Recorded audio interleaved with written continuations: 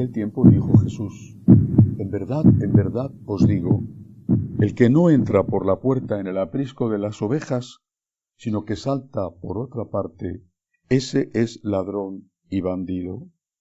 Pero el que entra por la puerta es pastor de las ovejas. A éste le abre el guarda, y las ovejas atienden a su voz, y él va llamando por el nombre a sus ovejas y las saca fuera. Cuando ha sacado todas las suyas, camina delante de ellas, y las ovejas lo siguen, porque conocen su voz.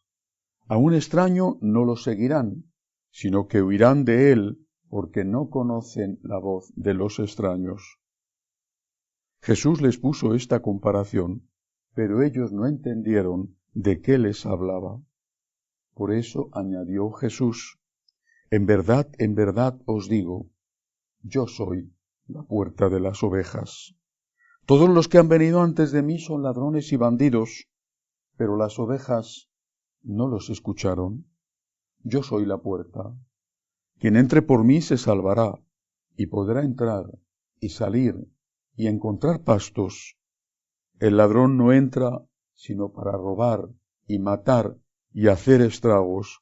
Yo he venido para que tengan vida y la tengan abundante. Palabra del Señor. Gloria a ti, Señor Jesús. Continúa hoy el Evangelio de San Juan con la parábola, el discurso del buen pastor, añadiendo algunas cosas nuevas. Como siempre, hay que verlas con detalle. En este caso, Jesús no se presenta como el buen pastor, sino como la puerta.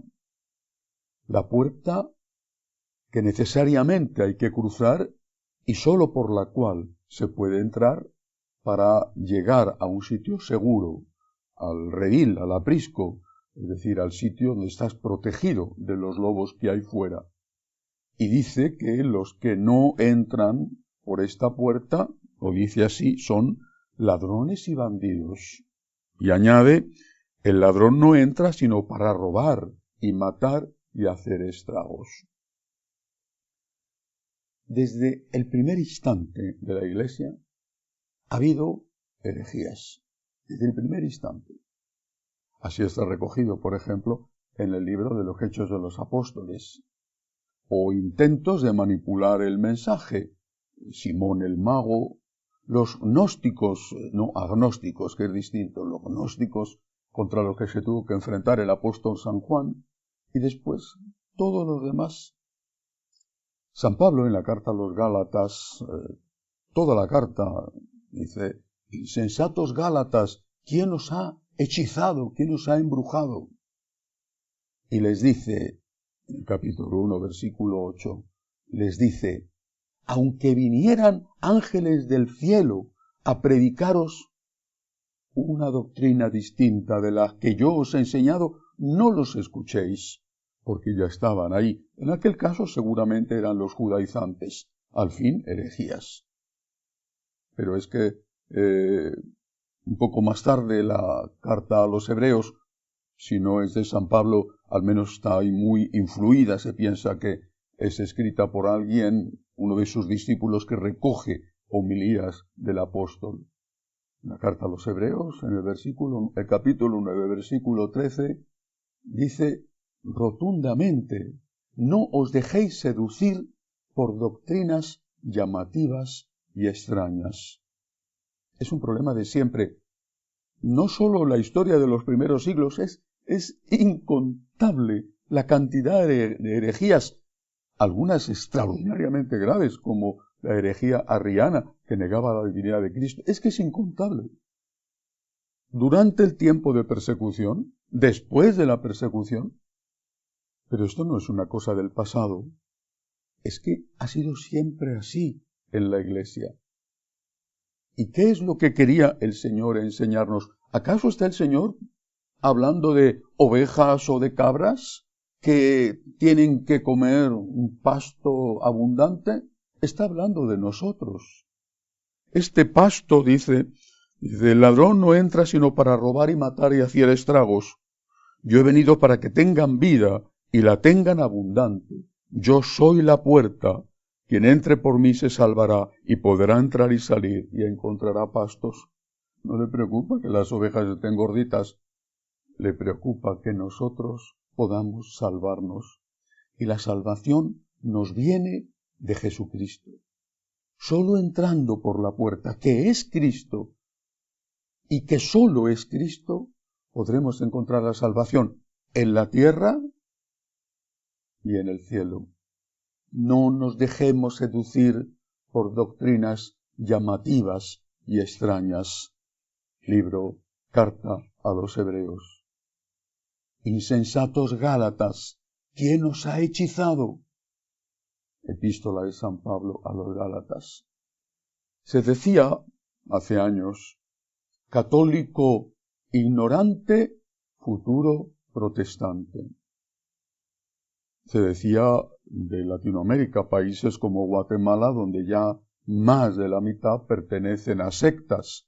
Es un pueblo profundísimamente religioso, extraordinario además, pero precisamente porque no han encontrado quizá en sus pastores los pastos, algo que llene su sed de Dios, se han ido a las sectas. Un nuncio en Guatemala llegó a afirmar esto: ustedes han hecho una opción por los pobres y los pobres han hecho una opción por las sectas.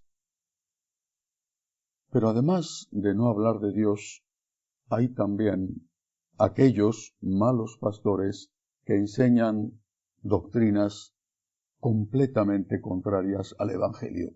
Por eso no solamente hay una responsabilidad del pastor, que tiene que ser la voz de Cristo y no su propia voz. No puede ser un pastor que no pase por Cristo, que entre y salte dentro del aprisco para robar, matar, hacer estragos. También hay una responsabilidad de las ovejas. Por eso dice el Señor: cuando ha sacado, habla de él, todas las suyas, camina delante de ellas y las ovejas lo siguen, porque conocen su voz. A un extraño no lo seguirán, sino que huirán de él, porque no conocen la voz de los extraños.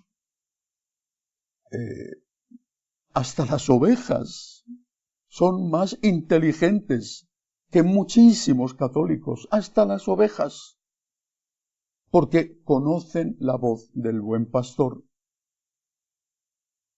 Y esos católicos, no hablo de los ateos bautizados que decía Benedicto XVI, hablo de los católicos practicantes. Esos católicos practicantes que se dejan seducir por doctrinas llamativas y extrañas, que se dejan embrujar, que ya no saben distinguir el mensaje de Jesús del mensaje de cualquier arribista que llega diciéndoles lo que el mundo quiere que escuchen y seduciéndoles. Esos católicos también tienen una responsabilidad. ¿Qué hay que hacer para conocer la voz de Jesús? Hay que hacer dos cosas. Y esto es obligación de esa oveja que no quiere ser seducida. Es obligación de ese católico que quiere ser fiel a Cristo y además que mira por sus propios intereses y por los intereses de su familia, porque sólo a través de Cristo va a encontrar la felicidad aquí y la vida eterna. Es obligatorio para el católico siempre, hoy quizá más incluso que antes, es obligatorio una relación personal con el Señor. ¿Cómo vas a conocer la voz de Jesús si no le escuchas? ¿Cómo le vas a escuchar si no haces un tiempo de silencio en tu interior?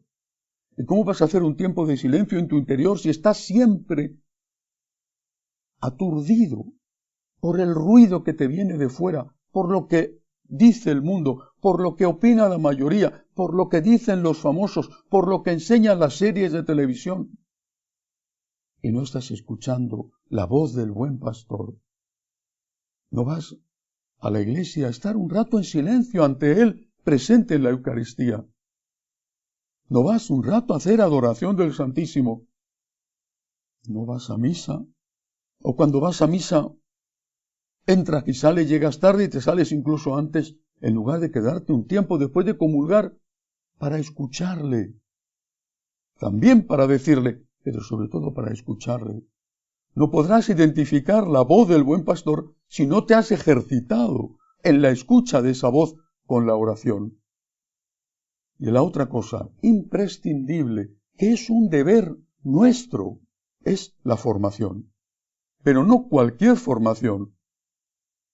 Hay muchos malos pastores de los que entran para robar y hacer estragos, que te van a ofrecer formación. Y es una trampa.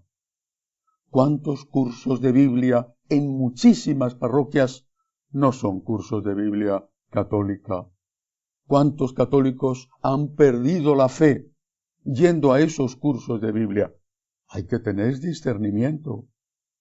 Y eso por tu bien, aquí y en la vida eterna, por el bien de los tuyos, porque tienes que transmitir la fe a los tuyos en un contexto cada vez más agresivo por la secularización y también en un contexto cada vez más difícil por la situación interna de la Iglesia. Cristo es el buen pastor, el único buen pastor. Escucha su voz, aprende a escuchar su voz, reza más y fórmate mejor. Fórmate siguiendo la enseñanza de aquellos que te hablan de Cristo, que te dicen lo que enseñó Cristo. Y no olvides el consejo de San Pablo a aquellos Gálatas embrujados. Aunque viniera un ángel del cielo y os predicara un evangelio distinto, no le hagáis caso. Que así sea.